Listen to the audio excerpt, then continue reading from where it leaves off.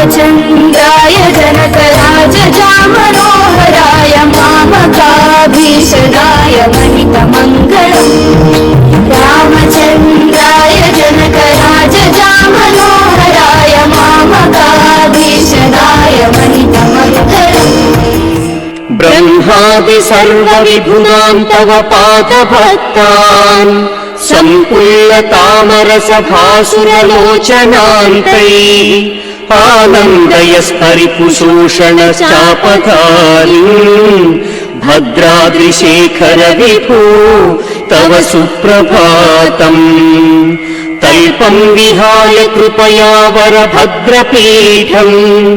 आस्थाय पूजनमशेषमिदं गृहीत्वा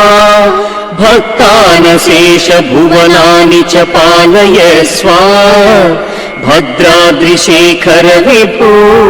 तव सुप्रभातम्